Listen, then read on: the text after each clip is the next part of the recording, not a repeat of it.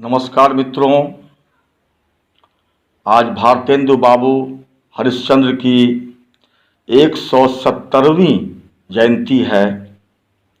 आज के ही दिन 9 सितंबर 1850 में उत्तर प्रदेश के काशी में उनका जन्म हुआ था। इन्होंने 5 वर्ष की छोटी उम्र में ही काव्य रचना कर सबको चकित कर दिया था।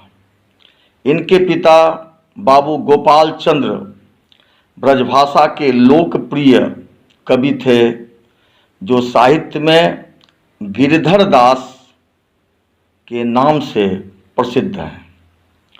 भारतेंदु बाबू हरिश्चंद्र बहुमुखी प्रतिभा के धनी साहित्यकार थे, जिन्होंने शताधिक रचनाओं से हिंदी साहित्य को समृद्ध किया। इनकी रचनाओं में मुख्य रूप से राष्ट्रीयता का स्वर मुखरित हुआ है। वे हिंदी के पहले रचनाकार हैं जिन्होंने रीति युग की विकृत संस्कृति की पोषक वृत्तियों को छोड़कर हिंदी में नवीनता के बीज बोए। इसलिए इन्हें भारतीय नवजागरण का अग्रदूत भी माना जाता है।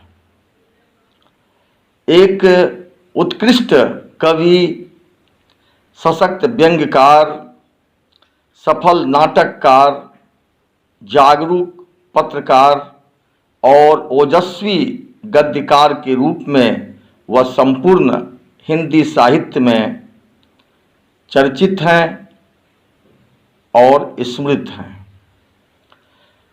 तो आइए उनकी जयंती पर आज मैं विशेष रूप से उनके प्रसिद्ध नाटक भारत दुर्दशा की राष्ट्रीयता व समसामयिकता की ओर आपका ध्यान आकर्षित करना चाहूँगा। आज हिंदी में जो राष्ट्रीय भावनाएं जोर मार रही हैं, उसके प्रथम प्रयोक्ता भारतेंदु बाबू हरिश्चंद्र ही थे। साहित्य के 9 रसों में 10वां रस राष्ट्र रस भारतेंदु ने ही जोड़ा था और भविष्य के कवि कलाकारों के लिए पथ प्रशस्त कर दिया था। भारतेंदु के पूर्व साहित्य अधिकतर काल्पनिक हुआ करता था। मनोरंजक और पाठकों के कुतूहल को बढ़ाकर उन्हें एक अलौकिक आनंद का अनुभव कराना उसका लक्ष्य हुआ करता था। यही कारण है कि हिंदी में धर्म और भक्ति का साहित्य सबसे अधिक है और उसके बाद काल्पनिक, जासूसी और सस्ते मनोरंजन की सामग्री वाला। कवि भारतेंदु ने साहित्य में एक नई बात पैदा की। उन्होंने समसामयिक समस्याओं को साहित्य का मुख्य अंग बनाकर पाठकों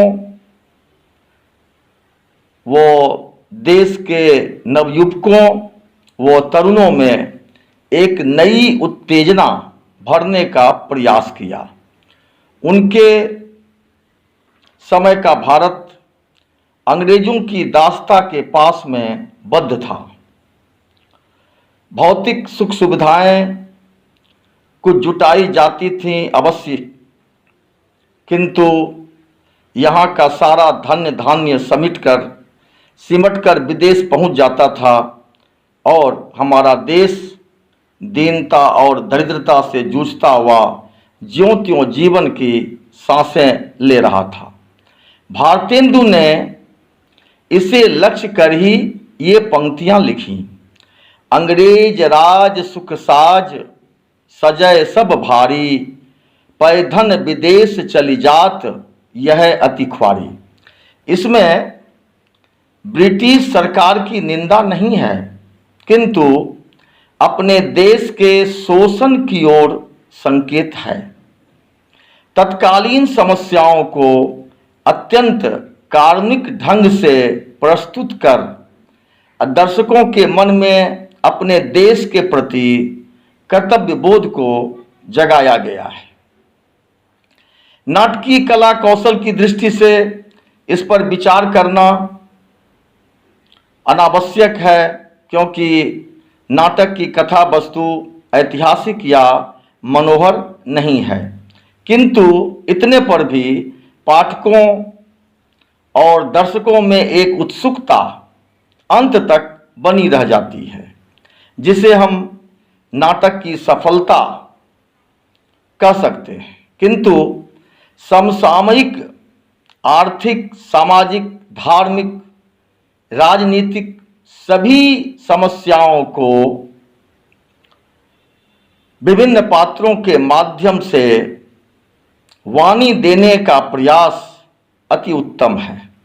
कौन कह सकता है कि स्वाधीनता पूर्व लगभग 135 साल पहले लिखे इस नाटक ने कितने कवियों और कलाकारों को प्रेरित और प्रभावित किया,